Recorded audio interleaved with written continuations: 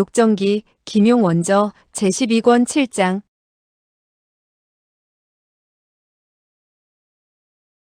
7. 풍석범을 반쯤 죽이다. 위소보는 일어나지도 않고 시건방지게 떡 버티고 앉아서 고개를 쳐들고 천장을 향한 채 코방귀를 뀌고는 다룡에게 말했다. 다형, 정극상이란 녀석은 정말 무례하기 짝이 없군요. 우리가 온 지 반나절이나 지났는데도 나와보지 않으니 이것은 바로 우리를 업신여기기 때문이 아니겠소? 다룡은 말했다. 그렇지. 사람을 죽였으면 목숨을 바쳐야 하고 빚을 졌으면 돈을 갚아야 하지. 한평생 자라처럼 목을 움츠리고 다닌다고 끝까지 피할 수 있는 것은 아니지. 정극상은 분노에 치를 떨었다. 그러나 남의 처마 밑에서 비를 피할 때는 고개를 숙이지 않을 수 없는 노릇이었다. 눈앞에 두 사람으로 말할 것 같으면 한 사람은 병권을 쥐고 흔드는 대장군이고 또 한 사람은 어전시위 총관이다. 그러나 자기 자신으로 말하면 권세도 없는 몸이었고 남의 의심을 받는 처지라 비록 자기를 지녔다고는 하지만 실제에 있어서는 여느 백성의 처지보다도 못한 편이 아닌가. 그는 억지로 노기를 참고 나직이 기침을 한 후 말했다. 위 대인, 다 총관, 두 분 모두 안녕하신지요? 위소보는 천천히 아래를 내려다보았다. 그러고 보니 눈앞에 허리를 숙인 구부정한 한 늙은이가 서 있었다. 머리는 반백이 다 되었고 얼굴은 초췌하기 이를 데 없었으며 턱 아래의 수염도 이미 반백이 다 되어 있었다. 그러나 자세히 살펴보니 이 사람은 나이가 그리 많은 편이 아니었다. 그저 울상을 짓고 있었기 때문에 눈가에 주름이 잡혀 있어서 그렇게 보이는 것이었다. 다시 정신을 가다듬고 바라보니 그 사람이 바로 정극상이 아닌가. 수년 동안 만나보지 못한 사이에 놀랍게도 20, 30세나 더 늙어 보이게 된 것이었다. 위소보는 크게 이상하게 생각했으나 곧 그 이유를 알아챘다. 그가 이 몇 년 동안 온갖 고통을 당하다 보니 갑자기 늙은 것임을 짐작할 수 있었던 것이다. 그는 측은한 마음이 들었다. 그러나 다시 과거 통을또에서 진근남을 찔러 죽인 악랄함을 상기하자 노기가 끓어올라 냉소했다. 당신은 누구시오? 불초는 정극상이라 합니다. 위 대인께서는 저를 못 알아보는군요. 위소보는 고개를 가로저었다. 정극상? 정극상은 대만에서 연평왕 노릇을 한 사람이 아니오? 어찌하여 그가 북경으로 왔지? 그대는 가짜이겠지? 불초는 대청나라에 귀순하여 황상의 은혜를 받아 자기와 녹봉을 하사받게 되었습니다. 아, 그래요? 그대는 과거 대만에서 큰 소리를 치지 않았소? 북경으로 공격해와서는 황상을 잡아 어떻게 하겠다고 말이오. 그 말은 아직도 효과가 있는 것이오? 정극상은 등줄기에 식은땀이 흘러내리는 것을 느끼며 속으로 생각했다. 그가 나에게 죄명을 뒤집어 씌우려고 한다면 아무렇게나 날조한다고 하더라도 황상께서는 그의 말을 믿게 될 것이고 결코 나의 말은 듣지 않을 것이다. 다룡이 어전시위들과 효기영의 군사들을 데리고 끊임없이 소란을 피우는 바람에 정극상은 그야말로 하루를 1년처럼 보내야 했다. 그래서 대만에서 가지고 온 가산 중 10중 8구를 그들에게 빼앗기고 말았다. 그리고 200여만 냥이나 되는 은자를 맞추기 위해서 그는 이미 구슬이나 보석 등 장식품들을 모조리 팔아야 했다. 그는 투항하지 말았어야 했다고 몇천 번이나 후회했는지 모른다. 실랑이 공격해왔을 때 만약 군사들을 데리고 힘이 닿을 때까지 죽기를 각오하고 싸웠더라면 반드시 진다고 볼 수 없었고 설사 진다 하더라도 전선에서 최선을 다해 싸우다 죽었으니 하늘에 계신 조부와 부친을 떳떳하게 대할 수 있었을 것이며 투항한 이후에 무궁한 고달픔과 갖은 수모를 받지 않아도 되었을 것이다. 이때 그는 위소보의 그와 같은 말을 듣고 정말로 죽고 싶도록 후회해 마지 않았다. 위소보는 말했다. 다형, 이분 정왕야는 과거에는 무척 위풍당당했지요. 형제는 과거 남의 말을 듣건대 그 누가 정왕야를 모시고 대만으로 가서는 다시 왕위에 올리겠다는구려. 정왕야, 그대와 접촉한 사람은 어떤 말을 했지요? 이 형제는 알아내서 황상께 알리고 싶구려. 정극상은 떨리는 음성으로 말했다. 위 대인, 아무쪼록 한 번만 봐주시오. 그대가 말씀하시는 일은 전혀 없었던 일로써. 그것 참 이상하군. 다영, 어제 우리들은 한 반역도를 붙잡지 않았소? 그는 크게 황상을 욕하고 다시 이 형제를 욕했소. 그 사람은 정왕야의 부하라고 했으며 정왕야가 북경에서 업신여김을 당하고 있기 때문에 정왕야를 위해 원수를 갚겠다고 했을 뿐만 아니라 청나라 오랑캐들을 모조리 죽이겠다고 하지 않겠소?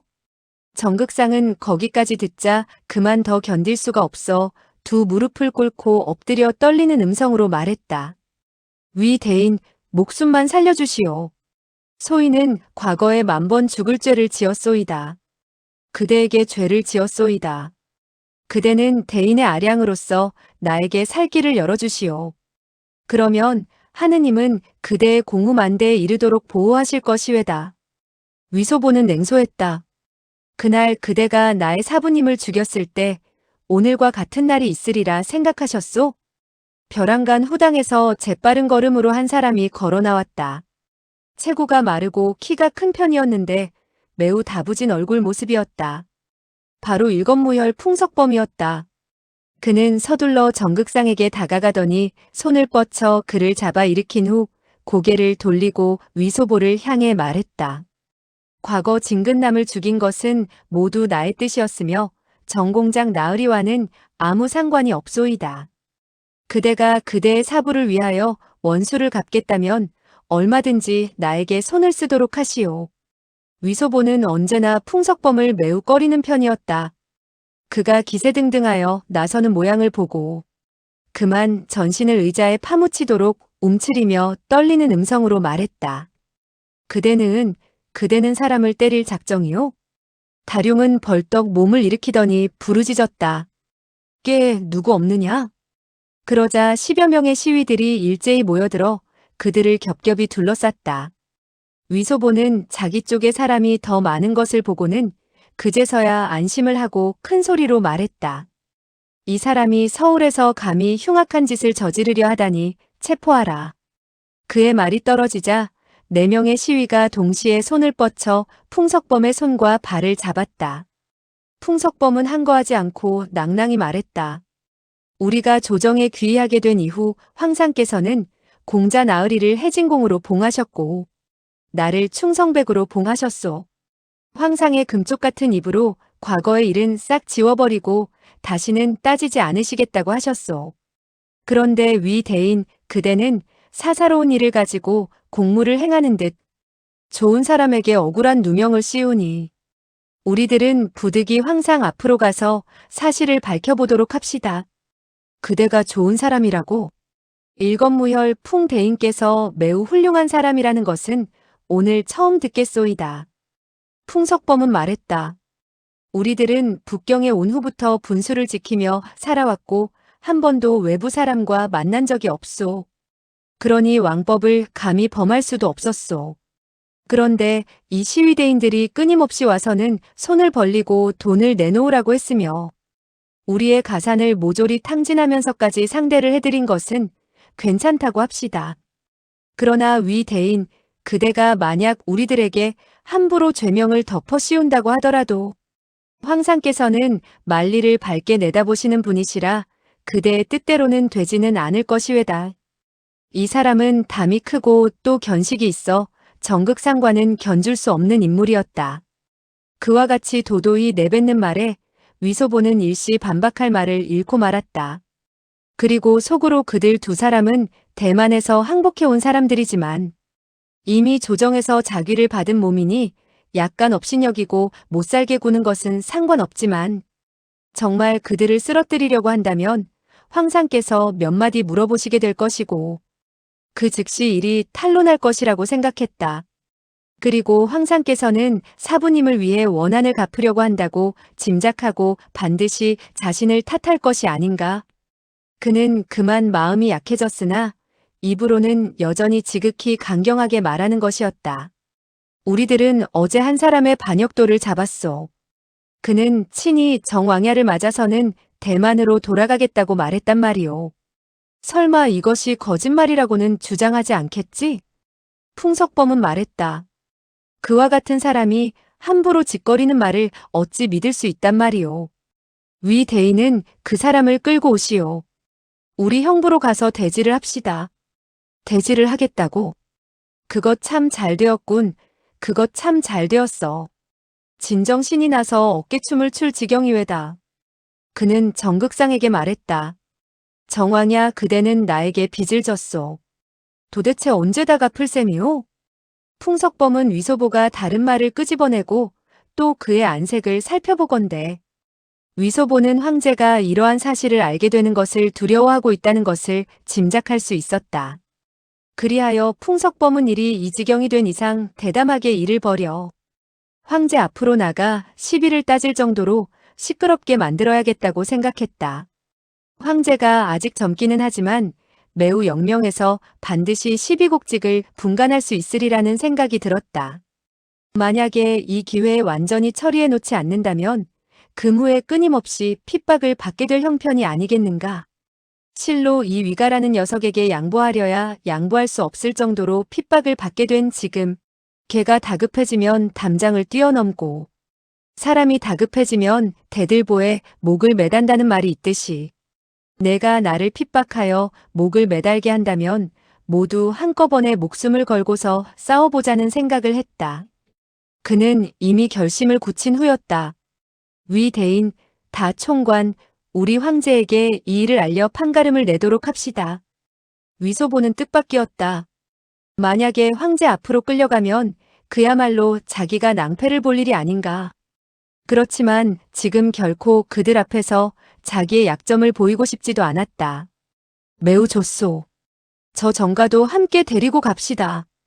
그들 두 사람을 먼저 뇌옥에 감금해서는 그들로 하여금 한가한 복을 누리게 한 후 1년이나 반년이 지난 이후 우리 천천히 다시 황상께 상주하도록 합시다.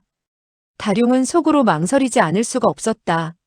정극상은 황제가 친히 봉한 공작인데 그에게 빚을 받으려 하는 것은 상관이 없지만 감금하려고 하는 것은 반드시 위의 유시를 받아야만 했다. 그래서 그는 나직이 말했다. 위 대인, 먼저 황상께 상주한 후 다시 이들을 잡도록 합시다. 정극상은 느긋해진 기분으로 말했다. 내가 죄를 지은 것도 아닌데 어째서 나를 잡아간다는 말이오? 바람 부는 대로 돛을 돌리는 것이 위소보의 천성이라 즉시 말했다. 죄를 짓고 안 지은 것은 지금 알 수 없는 일이오. 그대가 나에게 빚진 것을 다 갚지 못했는데 그것은 어떻게 하시겠소? 그대는 돈을 갚겠소? 아니면 날 따라가겠소? 정극상은 체포당하는 것을 면할 수 있다는 말에 얼른 대답했다. 돈을 갚겠소, 돈을 갚겠소. 그는 급히 내당으로 달려들어가더니 한 움큼의 음표를 들고 나왔다. 그리고 2명의 하인이 쟁반을 들고 나왔는데 그 위에는 금과 은으로 만들어진 장식품이 가득 놓여 있었다. 정극상은 말했다. 위 대인, 비직이 상자와 농을 뒤엎다시피 하여 3, 4만 양의 은자를 마련하기는 했으나 실로 더 내놓을 수는 없습니다. 위소보는 말했다. 더 내놓을 수가 없다고? 믿을 수가 없는데? 형제가 그대를 모시고 들어가 찾아보도록 하지. 정극상은 말했다. 그건 너무 거북한 노릇이죠. 풍석범은 큰 소리로 말했다. 우리들이 왕법을 범하지 않았는데 위 대인은 우리의 가산을 몰수하자는 것이요? 성질을 받든 것이요? 아니면 형부의 서류를 가지고 있는 것이요? 위소보는 웃었다. 이것은 가산을 몰수하는 것이 아니외다. 정왕야는 다시 내놓을 수 없다고 하였지만 내가 보기에는 더 내놓을 수 있을 것 같구려. 그가 금은주보와 대량의 칼과 창 그리고 무기들이나 무슨 용의 용포 등을 지하 밀실에다가 감추어 놓아 일시 찾지 못할까봐 모두들 그를 도와 찾아보려는 것이외다. 정극상은 말했다. 칼과 창, 무기와 용의 용포라 하는 것을 내가 어찌 사사로이 감출 수가 있겠소. 더군다나 비직은 그저 공작에 지나지 않으니 왕야라는 칭호는 결코 감당할 수가 없소이다. 위소보는 다룡에게 말했다. 다영, 얼마나 되는지 한번 세어보시오. 다룡과 2명의 시위가 음표를 세고 나서 말했다. 음표는 모두 34,300냥의 은자이고 나머지 것은 가치 없는 장식품인데 어떻게 값을 매겨야 할지 모르겠구려. 위소보는 손을 뻗쳐 장식품 더미를 몇 번 뒤적거렸다. 그러다가 하나의 금봉채를 들고 놀란 듯이 말했다. 아이쿠, 다형, 이것은 금기를 어기는 물건이 아니요? 황상은 용이시고 정국마마는 봉인데 어째서 정왕야의 왕비가 금봉채를 가질 수 있단 말이오? 풍석범은 크게 노하여 말했다. 위 대인, 그대는 계란 안에서 뼈다귀를 찾자는 것이오? 이 풍가는 오늘 그대와 사생결단을 내겠소. 천하의 금과 은으로 만든 장식품 등을 파는 가게에 어느 집에 금봉채가 없소? 북경의 벼슬아치들 집안의 여자들 가운데 어느 누가 금봉채를 지니지 않았다는 말이오? 위소보는 그 말을 즉시 받았다. 풍 대인께서는 북경성 안의 벼슬아치 집안의 여자들을 모조리 살펴보셨구려. 그대는 어느 집안의 부인이나 소저가 가장 예쁘다고 생각하시오? 쯧쯧쯧. 정말 대단하구려. 정말 대단하오. 그토록 많은 여자들을 보았다니 눈으로 누릴 수 있는 복이 적지 않구려. 강친왕의 왕비와 병부상서 명주대인의 소저를 그대는 모조리 보았다는 말이오? 풍석범은 울화가 치밀어 말을 하지 못했다. 그러나 속으로는 역시 두렵기도 했다. 이 젊은이는 당금 조정의 권신들과 귀족들과는 그야말로 절친한 사이가 아니던가. 만약에 그가 단 한마디에 있는 말 없는 말을 보태서 퍼뜨린다면 그야말로 자기는 운수 사나운 꼴이 된다고 생각했다. 정극상은 연신 허리를 구부리고 읍을 하며 말했다. 위 대인, 아무쪼록 한 번만 봐주시구려. 비직이 그대에게 사정합니다. 위소보는 몇 마디의 말에 놀라 풍석범이 아무 소리도 못하는 것을 보고 순풍에 따라 깃발을 올린 지 이미 오래되었는지라 즉시 껄껄 웃으며 입을 열었다. 하하, 다영, 이 형제의 얼굴은 그대에 비한다면 훨씬 떨어지는구려. 다영이 빚을 받으러 왔을 때는 200만 냥의 은자를 받아낼 수 있었으나 형제가 친히 나서서 받아낸 것은 겨우 이것뿐이구려. 정극상은 말했다. 실로 비직의 집안에는 돈이 없기 때문입니다. 결코 감히 빚진 것을 갚지 않겠다는 것이 아닙니다. 위소보는 말했다. 우리 갑시다. 열흘이고 반개월이 지난 이후 정왕야가 대만에서 금과 은을 옮겨온다면 그때 다시 빚을 받아내도록 합시다. 그는 몸을 일으켜 대청을 나섰다. 풍석범은 위소보가 말끝마다 정극상이 불측한 음모를 꾸미고 있다고 모함을 하고 여전히 대만의 옛날 부하와 결탁하고 있다는 식으로 말하는 것을 듣자 이것이야말로 멸족을 당할 큰 죄이므로 만약 분명히 하지 않는다면 한평생 그에게 꼬투리를 잡혀 사람 노릇을 하지 못하리라고 판단하고 낭낭히 말했다. 우리는 법을 엄히 지키고 있으며 감히 한 걸음이라도 잘못 디디지 않으려고 애쓰고 있소. 오늘 위 대인과 다 총관께서 이곳에서 하신 말씀을 우리들은 반드시 자초지종을 모두 밝혀 황상께 상주하겠소. 그렇게 하지 않는다면 천지가 넓다 하더라도 우리가 발 디디고 설 곳이 없게 될 것이오. 위소보는 웃었다. 발 디디고 설 곳이 없다고요? 있지요, 있어요. 정왕야와 풍 장군께서 대만으로 돌아가신다면 그야말로 커다란 땅에 발 디딜 곳이 있지 않겠소이까? 그대들 2분께서는 그곳에서 발을 딛고 서서 큰일을 상의하십시오. 우리는 이만 신뢰하겠소이다. 그는 다룡의 손을 잡고는 횡하니 문을 나섰다. 위소보는 집으로 돌아오자 즉시 주연을 베풀어 시위들에게 술을 대접했다. 다룡은 수하 시위들에게 4개의 상자를 옮기도록 하고 그 상자를 열어 젖혔다. 그 상자에는 금은 주보와 한 묶음의 은표가 들어있었다. 다룡은 웃으며 입을 열었다. 몇 달 동안 빚을 받은 나머지 정극상이란 녀석의 가산 중 10중 8구는 이곳에 모이게 되었네. 위 형제, 그대가 헤아려서 거두어드리도록 하게나. 위소보는 한 움큼의 음표를 집었는데 그것은 약 10여만 냥이나 되는 음표였다. 위소보는 말했다. 그 개 같은 도적놈이 우리 사부님을 해쳐 죽였는데도 황상께서는 그에게 자귀를 내리셨으니 이 원한을 갚을 수 없게 되었구려. 형과 여러 형제들이 그를 못살게 굴어서 이 형제의 안갚음을 해준 데 대해서 정말 고맙게 생각하오. 우리 사부님에게는 가족도 없소. 형제는 이 돈을 가지고 사람을 시켜 대만에다가 커다란 사당을 지어 우리 사부님을 모시고자 하오. 나머지는 형과 여러 형제들이 나누어 가지시구려. 다룡이 손을 저으며 말했다. 안 되네, 안 되네. 이것은 정극상이 형제에게 빚진 돈이 아닌가. 그대가 몇 명의 친위병들을 보내서 매일같이 빚을 독촉한다면 그는 빚을 갚지 않고는 못 베길 것일세. 우리가 그대를 위해 조그만 심부름을 한 것에 불과하고 또한 우리는 한 집안 사람과 다름이 없는데 어찌 내 그대의 것을 받을 수 있겠는가? 위소보는 웃었다. 솔직히 말해서 형제의 가사는 이미 다스리지 못할 정도로 만소이다. 절친한 친구끼리 돈이 있으면 같이 쓰는 것인데 어찌 내 것을 따진단 말이오. 다룡은 어떠한 일이 있더라도 받아들이지 않으려고 했으므로 두 사람은 얼굴을 붉히면서 다투었다. 최후에는 시위들이 200만 냥의 은자를 빚받아준 비용으로 받아들이게 되었고 나머지 30만 냥은 효기영의 형제들에게 나누어 가지도록 했으며 나머지의 것들은 다룡이 친히 받쳐들고는 위소보의 내당으로 옮겨다 주었다. 궁에서 당직을 보고 있는 시위들까지 모두 골고루 나누어도 한 사람 앞에 몇천 냥의 은자가 돌아가는 셈이었다. 그리하여 시위들은 흥이 나서 술과 음식을 배불리 먹은 후에 공작부 화청에서 패고와 주사위 노름을 크게 벌였다.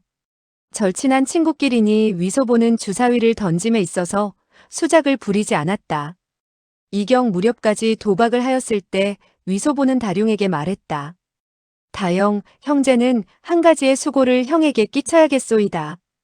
다룡은 그렇지 않아도 한창 재수가 좋았던 판이라 기분이 좋아서 말했다. 좋네, 무슨 일이든 간에 그대가 분부만 하게. 다만 한 가지만은 안 되네. 거리에서 욕을 한 그 미친놈을 황상께서는 나에게 엄히 돌보라고 분부하셨으며 내일 이른 아침 그대에 의해 참수되는 것을 감독토록 했네. 만약에 내가 사사로운 정으로 그를 석방한다면 황상께서는 나의 목을 자르실 것일세. 위소보가 그에게 부탁하려던 일은 바로 모시파를 석방시켜 달라는 것이었다. 그런데 그가 미리 짐작하여 거절을 하니 속으로 감탄하지 않을 수 없었다. 황상의 신기묘사는 정말 무슨 일이든지 앞을 내다보고 있구나. 100만 냥의 은자로서도 모형의 한 목숨을 구할 수 없다니. 그는 속으로 울화가 치밀었다. 그래서 다시 정극상의 집으로 가서 빚을 받아내고 싶었다. 그러나 정극상의 그 초라해진 모습을 떠올려 보니 불쌍한 벌레와도 같은 자를 못살게 구는 것도 영웅호걸이 할 짓이 아니라고 생각되었다. 그는 생각을 돌려 말했다. 그 미친 자의 일은 황상께서 친히 분부하신 것이니 내 아무리 하늘처럼 커다란 담이 있다 해도 어찌 감히 그를 놓아달라는 부탁을 하겠소? 오늘 우리가 빚을 받으러 갔을 때 정극상은 상관이 없었지만 그의 수하인 풍석범은 제기랄. 정말 대단하여 우리가 오히려 그에게 업신여김을 당한 꼴이 되었소. 형제가 생각해 볼 때 이 수모는 정말 참고 견딜 수가 없구려.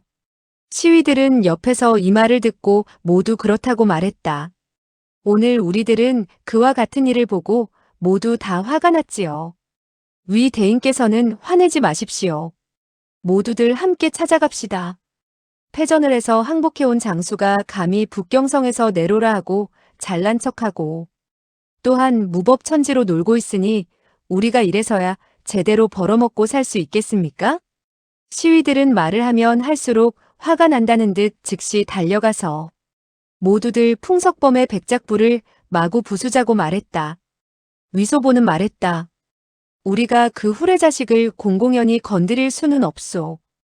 관가에서나 어사가 알게 되어 상주문을 올린다면 어전 시위의 명성이 크게 나빠지게 되오. 다룡은 재빨리 말했다. 그렇지, 그렇지. 형제가 고려한 점은 매우 옳으이. 위소보는 말했다. 다영이 친히 출하할 것은 없소이다. 장형과 조형이 사람들을 데리고 가면 됩니다. 그는 장강년과 조재현에게 말했다. 그대들은 전복령, 태도통의 수하를 가장하여 급한 공무로 풍석범이라는 후레자식을 모셔가서 상의하려고 한다고 말하시오. 그렇게 된다면 그가 설사 마음속으로 의심을 한다고 하더라도 감히 따라오지 않을 수는 없을 것이오. 그리고 중도에 이르렀을 때 그의 발과 손에 수갑을 채우고 검은 배로 그의 눈을 가리고 다 떨어진 배 조각으로 입을 틀어막고 그를 데리고 여러 곳을 몇 바퀴 빙글빙글 돌아다니다가 최후에는 이곳에 데리고 오도록 하시오. 그리고 모두들 그를 패주고 그의 옷을 벗겨서 태도통의 작은 마누라 침대 위에 옮겨놓도록 합시다. 시위들은 소리내어 웃었으며 정말 멋진 계획이라고 말했다. 어전 시위와 전복령의 관병들은 언제나 화목하지 못했으며 서로 부딪히기만 하면 싸움을 벌이려고 했다. 전복령의 통령은 아적제였으나 그날 위소보가 계략을 짜서 뇌옥에 갇히게 된 이후 나중에 풀려나기는 했으나 강인은 그가 일을 제대로 하지 못해 쓸모없는 사람이라고 여기고 이미 파면을 시켰으며 지금의 도통은 태씨성을 가진 사람이었다.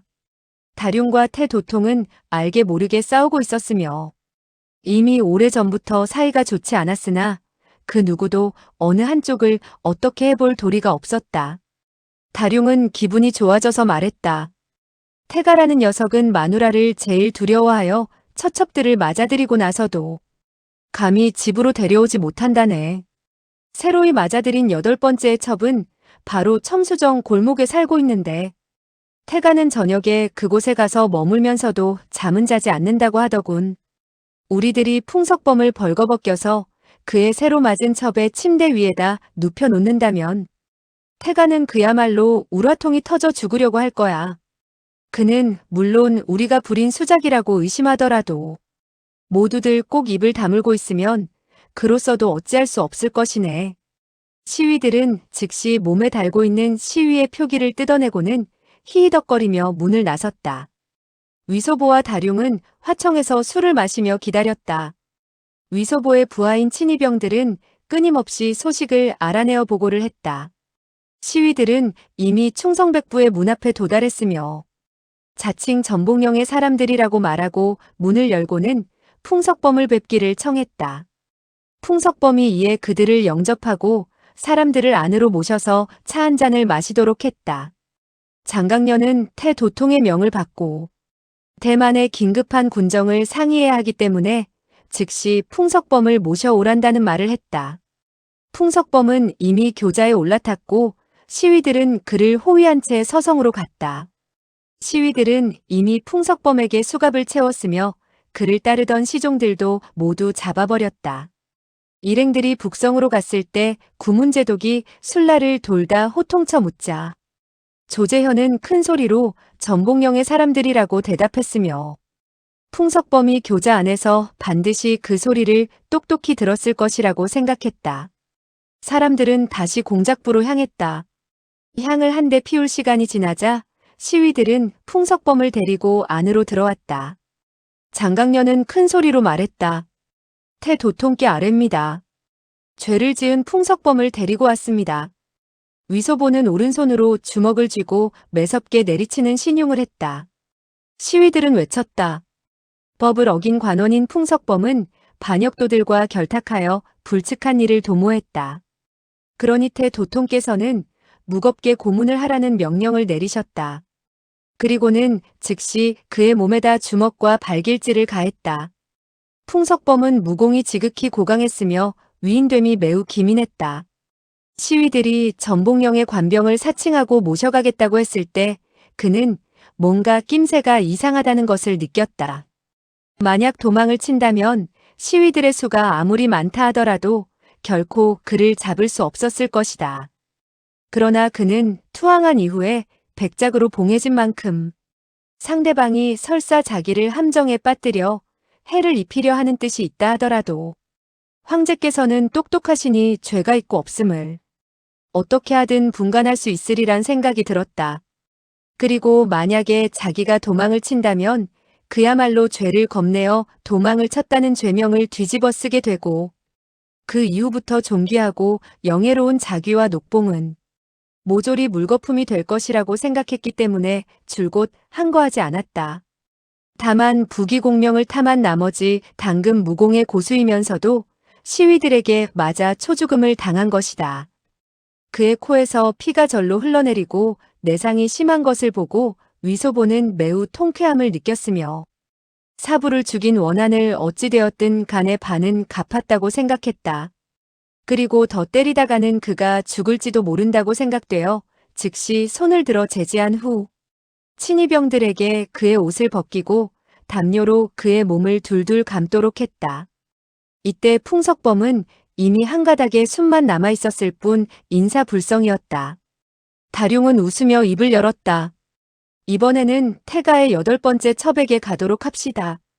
조재현 역시 웃으며 말했다. 태가의 8번째 첩도 벌거벗겨서 두 사람을 함께 묶는 것이 어떻겠소? 시위들은 매우 즐거워했으며 우렁차게 커다란 소리로 좋다고 고함을 질렀다. 다룡은 도통의 8번째 마누라의 벌거벗은 모양을 보고 싶어서 웃으며 입을 열었다. 이번에는 내가 통솔하지. 일행이 풍석범을 떠매고 막 출발하려고 했을 때 갑자기 2명의 친위병이 재빠른 걸음으로 달려와서 위소보에게 보고했다. 대인께 알립니다.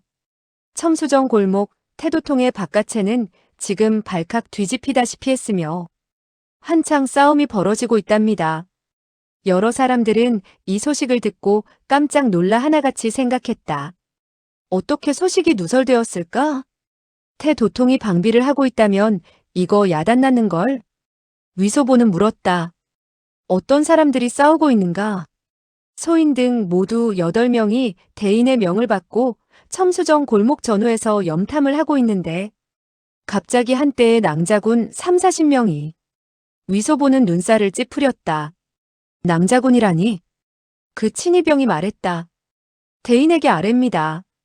그 한때의 사람들은 모두 발이 큰 여인들이었으며 어떤 사람들은 밀가루 반죽을 밀어 칼국수를 만들 때 사용하는 막대기를 들었고 또 어떤 사람들은 빨래 방망이를 들었으며 또 어떤 사람들은 문빗장과 지게 막대기를 들고 태도통의 바깥채로 들어가 우지끈 뚝딱하고 마구 부수어대기 시작했으며 어여쁘고 매끈한 젊은 낭자를 끌어내더니 가죽 채찍으로 매섭게 때리기 시작했습니다. 그거 이상하군. 다시 알아보도록 하게. 2명의 친위병은 즉시 대답하고 나갔다. 두 번째로 친위병들이 달려와서 보고를 했다. 대인께 아뢰입니다. 태도통이 빠르게 말을 타고서 이미 첨수정 골목으로 달려왔습니다. 그는 옷도 제대로 입지 못하고 있었고 왼발은 신발을 신었으나 오른발은 맨발이었습니다. 원래 낭자군을 이끌고 첨수정 골목을 치러 온 사람은 바로 태도통의 본부인이라고 합니다. 사람들은 그 말을 듣고 그만 왁하고 소리내어 웃었다. 그제서야 태도통의 부인이 질투심을 일으켜 작은 집을 때려 부수는 것임을 알게 되었다. 그 친위병은 여기까지 이야기하다가 참 우습다는 듯 웃으며 다시 말했다. 그 부인은 태도통을 잡더니 다짜고짜 철썩철썩 따귀를 갈기고는 다시 발길질을 해댔는데 정말 대단했습니다. 태도통은 그저 굽신굽신하며 연신 말했지요. 부인 고정하시오. 다룡은 손짓 발짓하며 말했다. 이번에야말로 태가가 꼼짝없이 당하게 되었군. 형님, 빨리 사람들을 이끌고 달려가 싸움을 말리십시오. 이번에야말로 태가는 형에게 꼬투리를 잡히게 되었습니다. 이후에는 그의 전봉영이 우리 어전 시위와 맞서지 못할 것을 보장합니다. 다룡은 그의 깨우침을 받고 크게 기뻐서 손으로 자기의 이마를 탁 치며 웃었다. 나는 정말로 멍청하구나. 이와 같이 좋은 기회를 붙잡지 못하다니. 형제들이여, 우리 모두 다 구경 갑시다. 그는 시위들을 이끌고 첨수정 골목으로 달려갔다.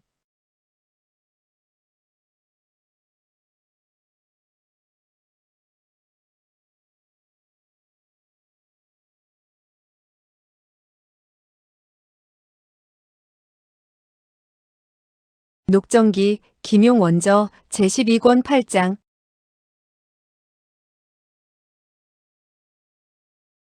8. 사형수를 바꿔치다. 위소보는 땅바닥에 쓰러져 있는 풍석범을 보고 속으로 생각했다. 이 녀석을 어떻게 처치해야 할까? 그를 놓아준다면 반드시 이 일을 황상에게 고자질할 것이다. 설령 나의 꼬투리를 잡지 못한다 하더라도 황상께서는 반드시 내가 부린 수작임을 짐작하실 것이다.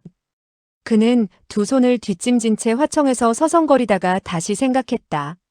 날이 밝기만 하면 모형을 죽여야 하는데 무슨 방법이 있어 그의 목숨을 구할 수 있을까? 대명부 사형터에서 사람을 가로챈다는 것은 있을 수 없는 일인데 사형터라 사형터. 갑자기 그의 뇌리에 한 토막의 연극이 떠올랐다. 법정환자. 즉 사형터에서 아들을 바꾼다는 연극이 아닌가. 맞다. 설강이 화를 불러일으켜서 온 가족이 멸족을 당하게 되었을 때에 서아무개라는 흰수염의 늙은이가 자기의 친아들을 사형터에서 설아무개라는 갓난아기와 바꿔치기 했지. 그는 연극을 많이 보기는 했지만 극중 인물들의 이름은 제대로 기억하지 못했다. 그러나 그 줄거리만은 똑똑히 외우고 있었다. 법장환자라는 연극을 생각하게 되자 곧이어 다른 한 토막의 연극이 다시 생각났다. 수고구고. 이 이야기도 비슷한 내용이다. 정행이라고 부르는 검은 수염이 자기의 아들과 주군의 아들을 바꾸어 놓고 자기의 아들이 참사당하게 한 후 자기 주인의 아들을 구했다는 얘기도 있었다. 아, 정말 다행이다. 다행히 모형의 나이가 내 아들의 나이와 같지 않기에 망정이지. 그렇지 않았다면 호두나 동추를 사형터로 보내 머리를 자르게 하고 모형을 바꿔치기 해야 하지 않는가. 친구의 의리가 중요하다고는 하지만 이와 같은 일은 나로서는 할 수 없는 노릇이다. 좋아, 좋아. 그는 땅바닥에 쓰러져 있는 풍석범을 다시 한번 힘주어 걷어차고는 말했다.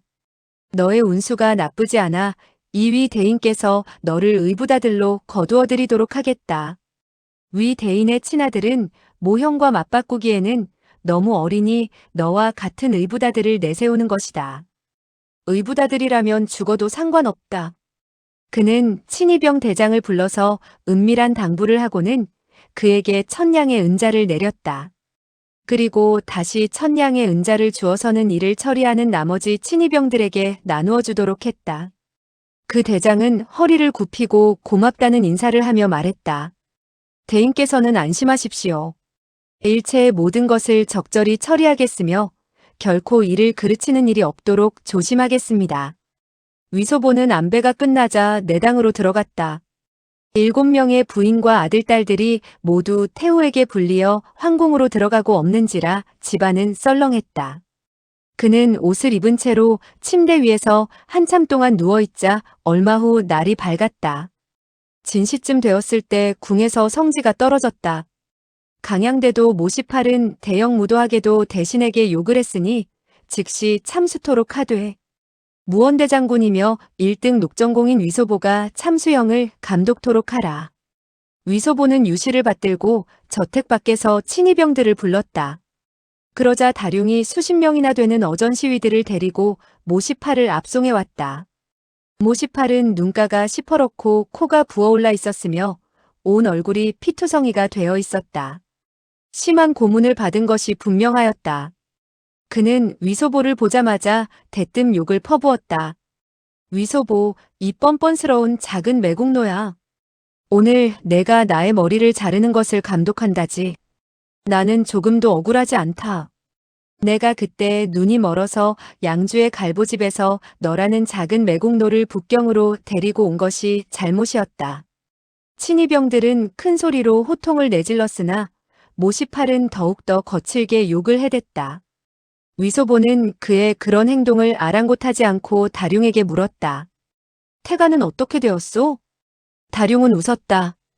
어젯밤 내가 달려가 보니 태 도통은 이미 부인에게 핥히어 온 얼굴이 상처투성이더군.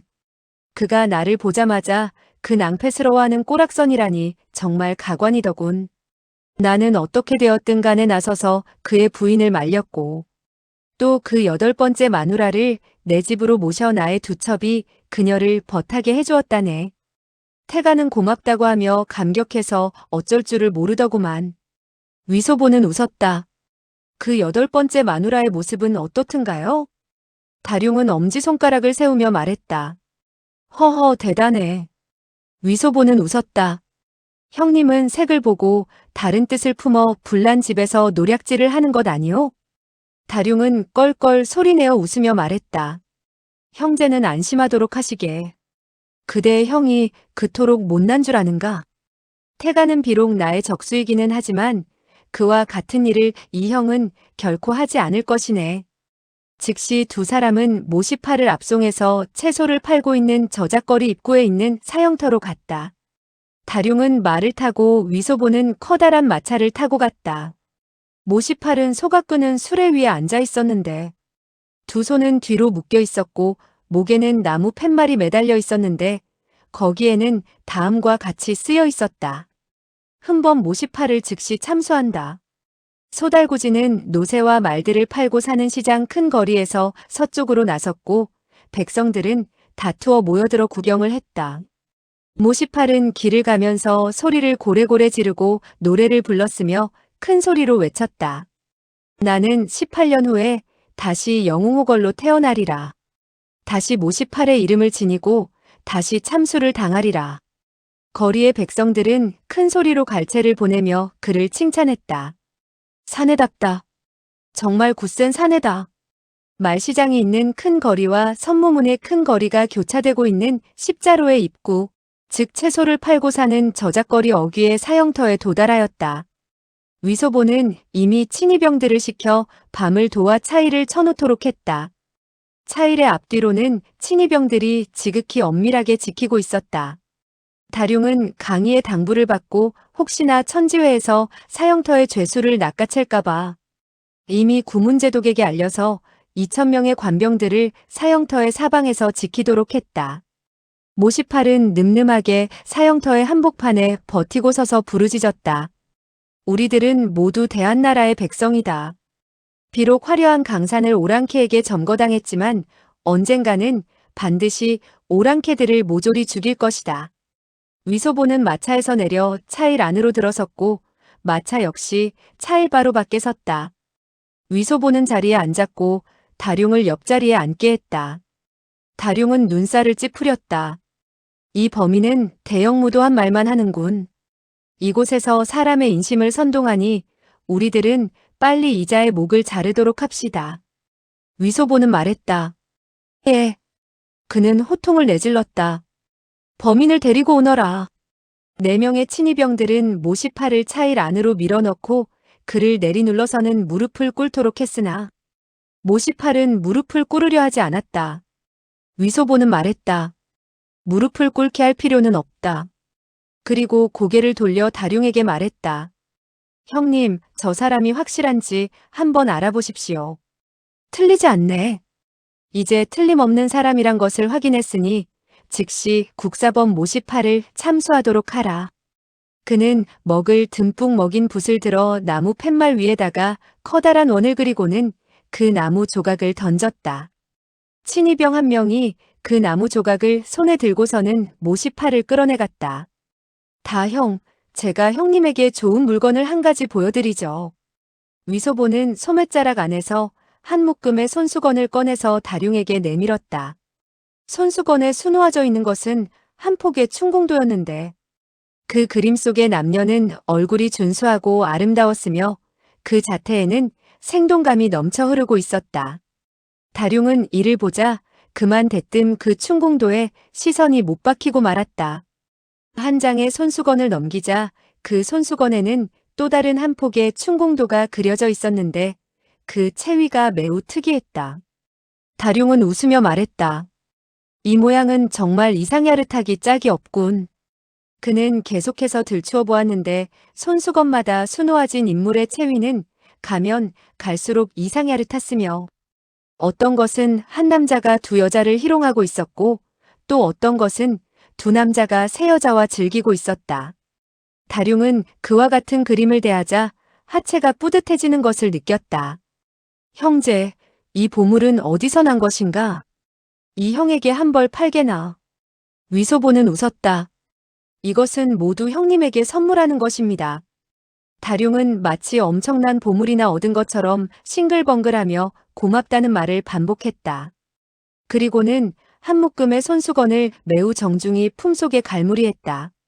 바로 이때 갑자기 밖에서 포성이 3번 들려오고 친위병 대장이 들어와 보고를 했다.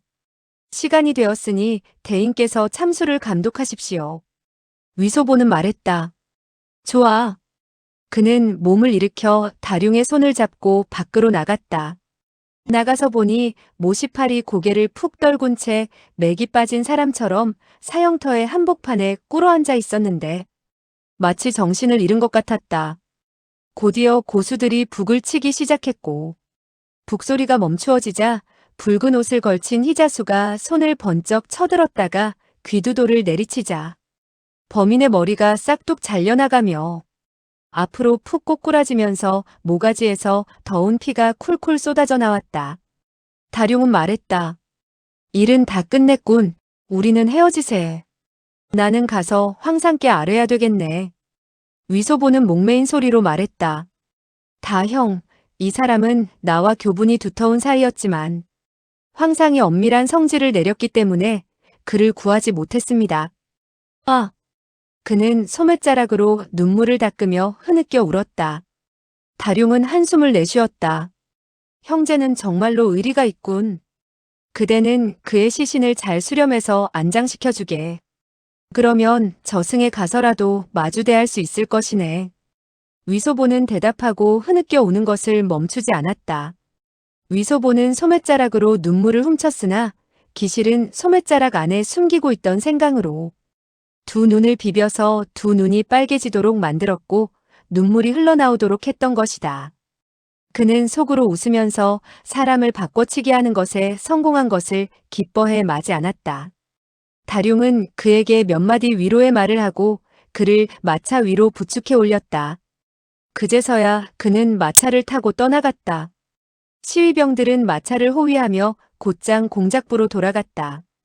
다른 몇 명의 친위병들은 돗자리로 범인의 시체를 둘둘 말아서 한쪽 옆에 미리 준비해 두었던 관 안에다 집어넣고 관 뚜껑을 닫고 못을 박았다.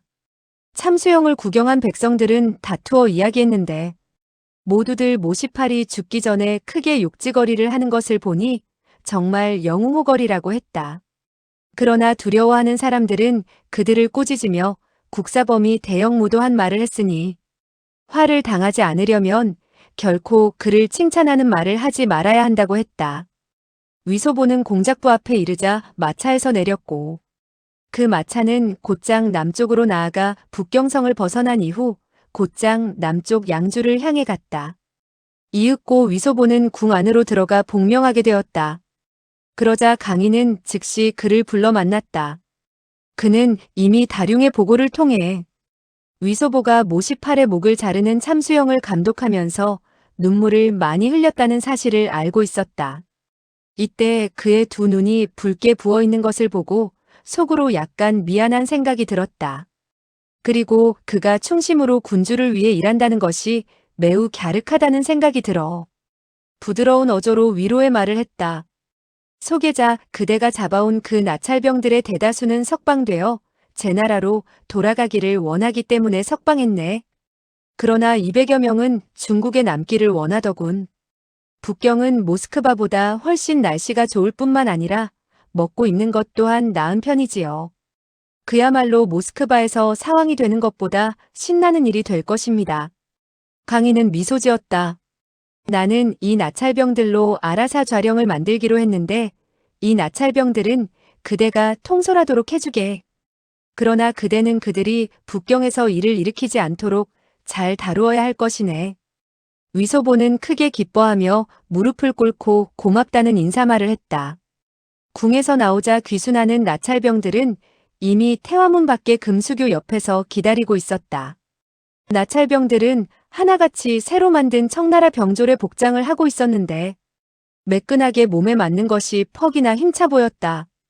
위소보는 모든 사람들에게 각기 은자 20냥을 나누어주고 사흘간의 휴가를 준다고 말했다. 나찰병들은 크게 기뻐했다. 강희가 세상을 떠날 때까지 이 나찰병들은 줄곧 청나라의 군중에 복무를 했으며 충성을 다했고 달리 마음을 품지 않았다. 외국의 사신들이 북경에 왔을 때 중국 황제가 나찰 관병을 거느리고 있는 것을 보고는 모두 존경과 두려움을 느끼지 않을 수 없었다. 그러다가 나찰병들이 늙어 점차 죽어가자 아라사좌령의 편제는 그제서야 황제의 결재를 받아 철폐되었다. 나찰병들을 포로로 하여 청나라 군사에 편입시킨 상세한 사정은 유정섭이 지은 개사류고 제하홉권 아라사좌령고에 자세히 나옴. 소일산이 지은 청대통사를 보면 다음과 같이 말하고 있다. 포로들을 북경으로 바치자 현엽은 이들을 사면하여 좌령으로 편입시켰는데 바로 아라사의 부족병이라 할 수 있었다. 그 후예들은 아직까지도 존재한다. 위소보가 공작부로 돌아왔을 때 공주와 나머지 6부인들 그리고 세 자녀들은 이미 궁에서 나와 있었으며 하나같이 태우에게 적지 않은 상을 하사받아서 좋아하고 있었으나 유독 공주만은 즐겁지 않은 표정이었다. 위소보는 그 사연을 공주에게 물어보았다. 태우는 7명의 부인들에게 똑같이 대했으며 공주는 그녀의 친딸임에도 불구하고 한마디의 다정한 말도 나누어주지 않았다는 것이었다. 위소보는 물론 그 가운데의 숨은 뜻을 알고 있어서 속으로 생각했다. 태우가 그대에 대해서 나쁘게 대하지 않은 것만 해도 너의 지아비의 체면을 생각했기 때문이다. 그는 말했다. 태우께서는 여러모로 생각이 깊은 분이요. 그대에게만 특별히 잘 대해준다면 나머지 6명의 부인들이 질투심을 일으킬 것이 아니겠소. 공주는 노하여 말했다. 그분은 나의 친어머니예요. 나에게 좀 더 잘해준다고 해서 설마 그들이 질투심을 일으키겠어요? 위소보는 그녀를 얼싸안으며 웃었다.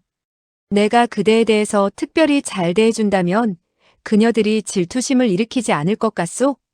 다른 부인들이 제잘거리면서 배꼽을 잡도록 웃음을 터뜨렸고 공주는 솔직한 성격이라 모든 사람이 시끌벅적하게 떠들자 그제서야 그만 마음을 돌리었다. 이후 10여일은 왕궁 대신들이 잔치를 베풀어 위소보가 공을 세운 데 대해서 축하를 했으며 연극을 보고 도박판을 벌이며 밤에는 매일 번갈아 부인들을 바꾸며 즐겼다. 이날 다룡이 찾아와서 풍석범이 10여일 동안 실종이 되었는데 그의 가족이 이미 순천부에 실종 신고를 했다고 말했다. 다룡이 나직이 물었다. 형제, 우리가 그날 밤 그를 죽어라 하고 때려준 이후에 어떻게 했지? 그 후 그를 집으로 돌려보냈지요. 그 녀석이 집으로 안 가면 어디로 가겠어요? 그대가 그를 죽인 것은 아니겠지?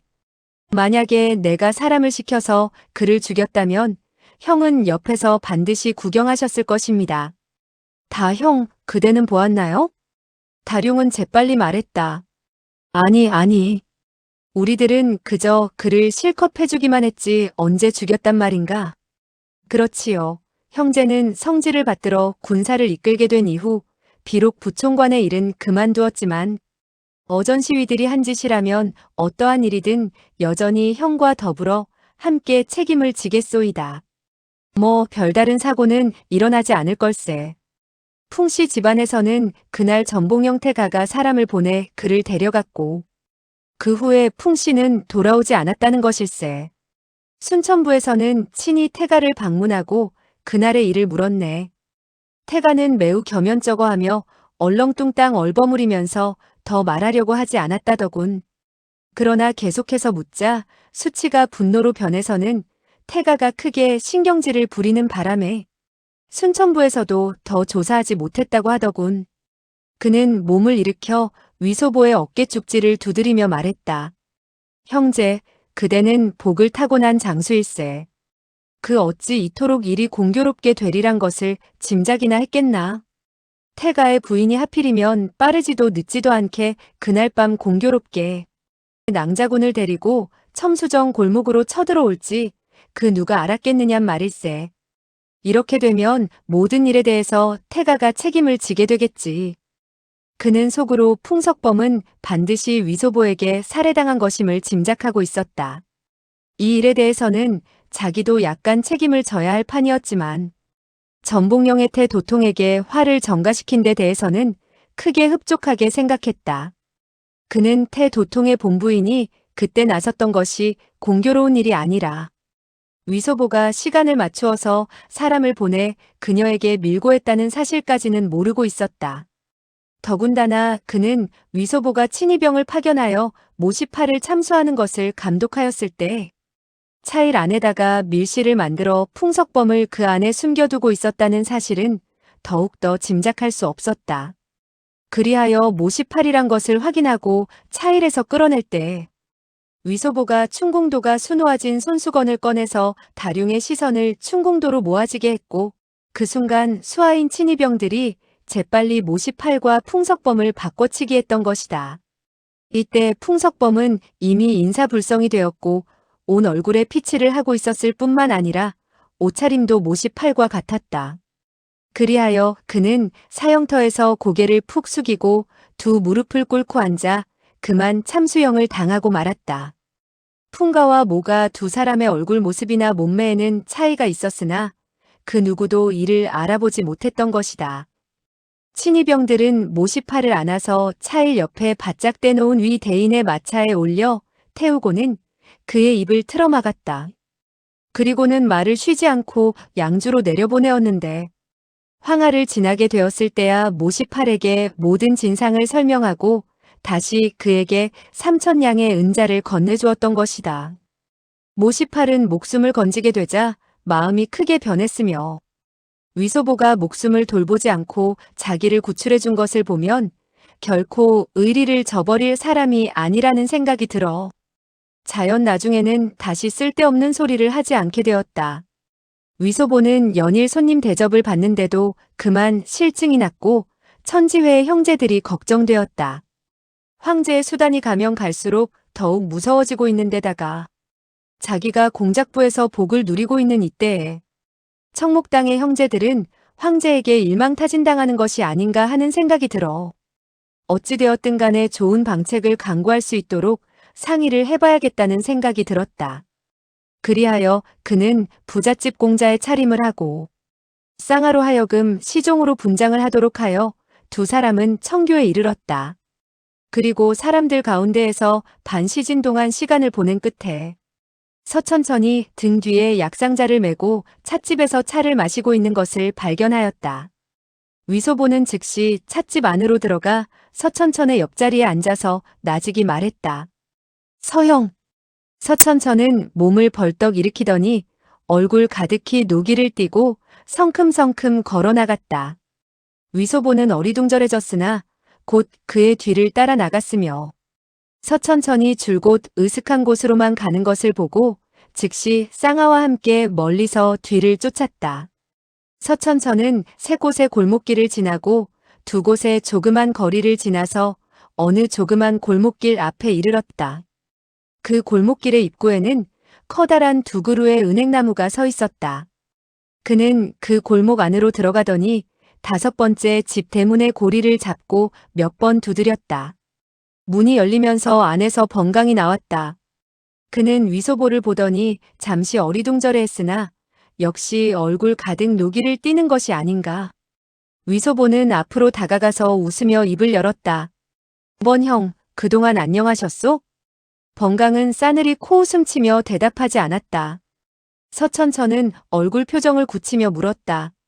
위 대인, 그대는 병마를 데리고 우리들을 잡으러 온 것이요? 서 셋째 형, 어째서 그와 같은 농담을 하시오?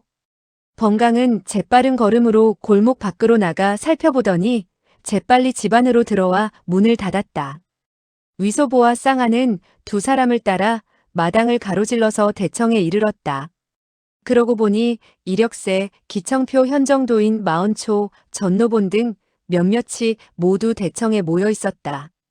사람들은 모두 위소보를 보자 하고 몸을 일으켰다. 위소보는 두 손을 맞잡았다. 여러 형들, 그동안 안녕하셨소? 현정 도인은 노하여 부르짖었다. 우리들은 그대에 의해서 해침을 받아 죽지 않았으니 괜찮은 편이지. 그는 싹하니 허리에 차고 있던 검을 뽑아들었다. 위소보는 한 걸음 물러서며 떨리는 음성으로 말했다. 그대는 어째서 나에게 이러시오? 내가 그대들에게 무슨 잘못을 저질렀단 말이오? 현정 도인은 큰 소리로 노기를 터뜨렸다. 총타주는 그대에 의해서 해침을 받아 죽었고 둘째 형 역시 그대에게 죽임을 당했소. 그리고 며칠 전 그대는 또 모시파를 죽이지 않았소? 우리는 그야말로 그대의 힘줄을 뽑고 가죽을 벗기고 싶은 증오심에 차 있소. 위소보는 크게 다급해져서 재빨리 말했다. 그런 일은 없소. 그것은 모두 거짓말이오. 현정 도인은 한 걸음 다가들어 왼손으로 위소보의 옷자락을 움켜잡더니 외쳤다. 그렇지 않아도 우리들은 어떤 방법을 써서라도 그대를 죽이려 했는데 그대라는 어린 매국노가 스스로 죽으려고 뛰어들었으니 이것이야말로 총타주의 하늘에 계신 영이 돌보는 일이라 하지 않을 수 없군. 위소보는 정세가 불리한 것을 깨닫고 즉시 몸을 돌려서는 신행백변의 재간을 펼쳐 그곳에서 빠져나오려고 했다. 그런데 서천천과 번강 두 사람이 무기를 들고 그의 바로 등 뒤에 서 있는 것이 아닌가. 그는 부득이 말했다. 모두들 한 집안의 형제와 다름이 없는데 어째서 이리 성급하게 구는 것이오? 현정은 말했다. 누가 그대와 같은 작은 매국노와 형이니 아우니 한다던가. 그대와 같은 꼬마의 교묘한 변명은 더 들을 필요도 없다. 먼저 너의 극에 같고 이리 같은 심장을 도려내서 총타주와 둘째 형을 제사 지낸 후에 말하기로 하자. 그는 왼팔로 위소보를 잡아당겼다. 위소보는 큰 소리로 부르짖었다.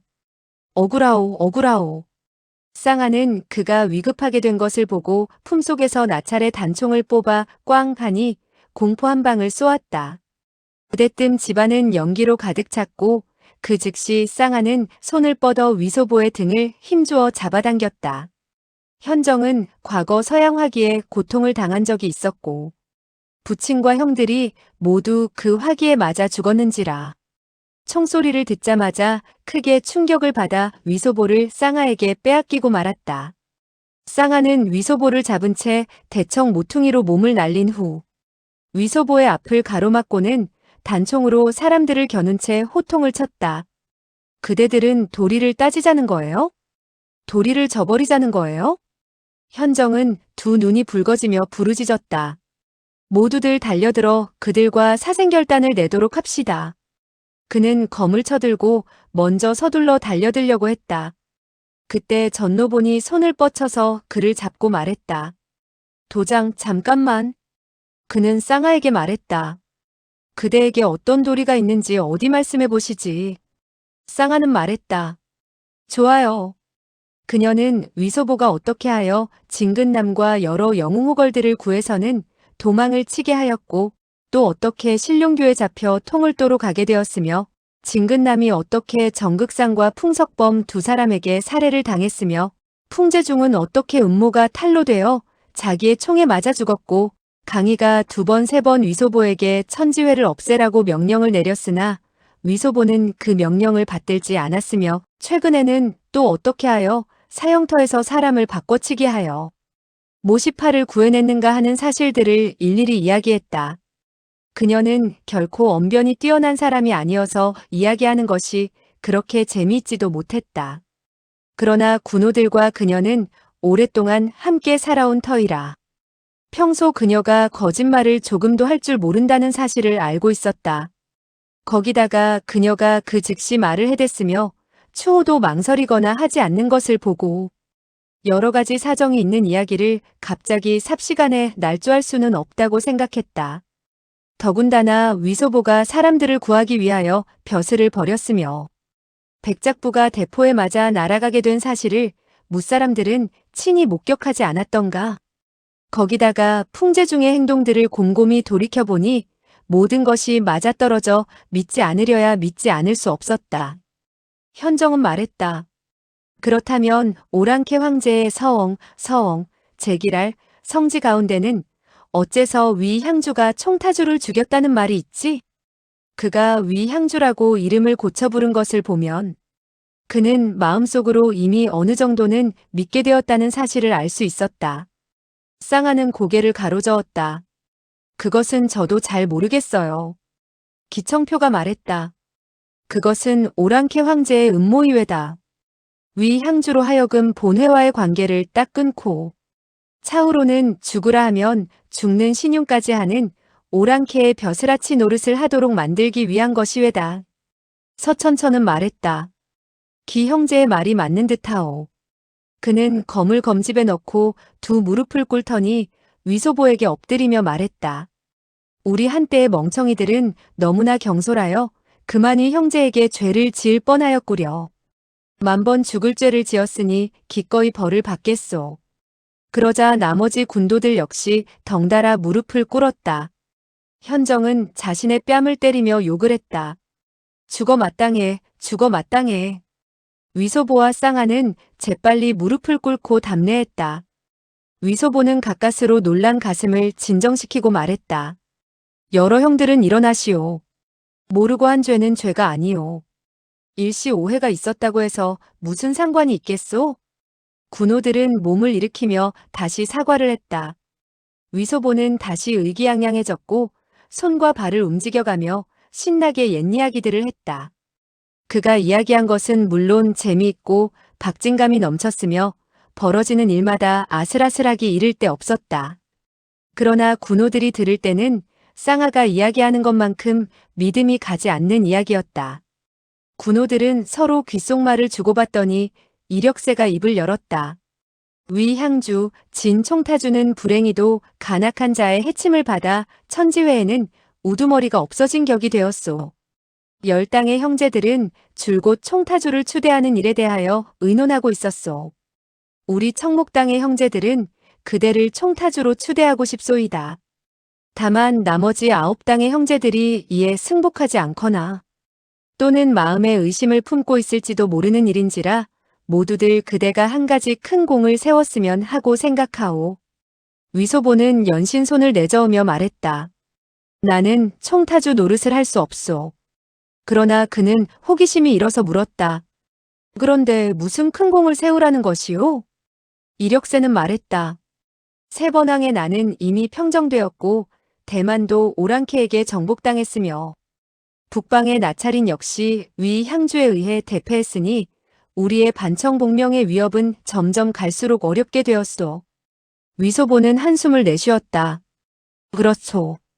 그는 속으로 말했다. 매우 어렵게 되었다면 모두 좀 게으름을 피우는 셈치고 반청복명을 하지 않으면 될 것이 아니겠는가? 이력새는 말했다. 오랑캐의 황제는 비록 나이가 어리지만 매우 똑똑하고 부지런한 데다가 사람의 인심을 모을 줄도 알고 있어. 천하의 백성들은 이제 명나라에 대해서는 점점 잊어가고 있어. 만약 이와 같은 상황이 계속된다면 아무래도 오랑캐가 차지한 이 강산이 더욱 오래 지속될 것 같소. 위소보는 한숨을 내쉬며 말했다. 그렇소. 그는 속으로 생각했다. 소현자가 이 강산을 오래 차지하고 있는 것도 별로 나쁜 일은 아니지. 이력새는 말했다. 위향주는 매우 황제의 총애를 받고 있어. 그렇기 때문에 모두들 그대가 계책을 세워 우리 형제들을 데리고 궁 안으로 잠입해 들어가 오랑캐 황제를 찔러 죽였으면 하고 생각하오. 위소보는 깜짝 놀란 음성으로 말했다. 이건 이 일은 행할 수 없소이다. 번강은 말했다.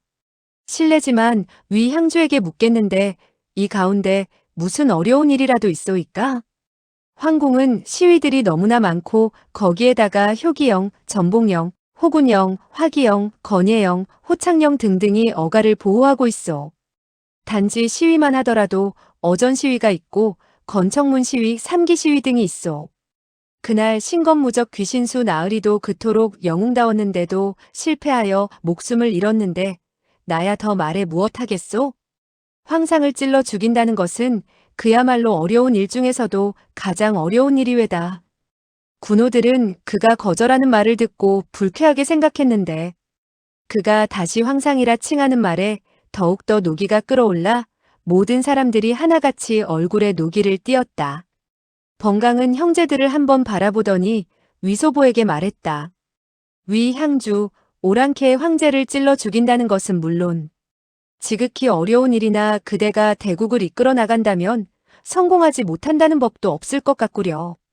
우리 형제들이 궁 안으로 들어가게 된다면 그야말로 한 사람도 살아나올 생각은 하지 않겠지만 어쨌든 위향주의 편안무사함은 보장할 수 있을 것이요. 그대는 본회를 위하여 적지 않은 공을 세웠고 본회에 10여만 명이나 되는 형제들 가운데 그대에 미치는 사람은 단 한 사람도 없을 것이외다. 천지회와 오랑캐와는 불공대천지원 수의회다. 금우 반청 복명의 무거운 짐은 모두 위향주께서 짊어지시게 되었소. 위소보는 고개를 가로저었다. 이 일은 나로선 어떻게 해볼 도리가 없는 일이외다. 황상께서는 나보고 천지회를 멸하라고 했지만 나는 이를 행하지 않고 있소이다. 그것은 의리를 지키기 위한 것이요. 그대들이 나에게 황제를 찔러 죽이라고 한다면 그 역시 나로서는 할 수 없는 일이외다. 그 역시 의리를 배반할 수 없기 때문이요. 현정은 노하여 부르짖었다. 그대는 한인인데 어째서 오랑캐 황제에게 의리를 지킨다는 말씀이요? 그것이야말로. 그는 매국노라는 욕을 하려고 했으나 끝내 참고 말하지 않았다. 번강은 말했다. 이 일은 매우 중대한 일이요.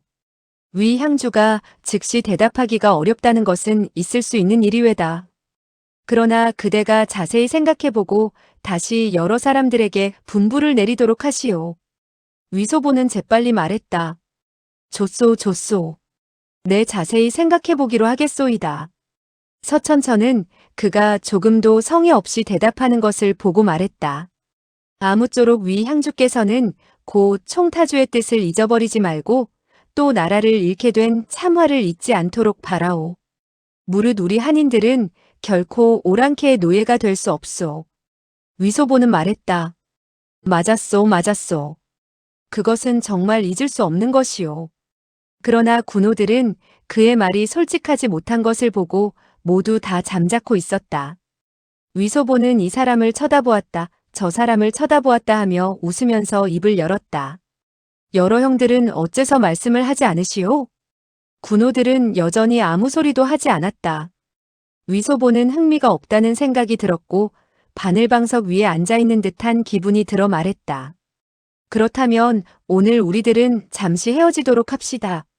나중에 내가 자세히 생각해보고 다시 여러 형들과 상의하도록 하죠. 그는 몸을 일으켰다. 군호들은 골목 어귀까지 그를 전송하였으며 공손하게 절을 하고 작별을 고했다. 위소보는 저택으로 돌아오자 상방에 앉아 답답한 심정을 달랬다.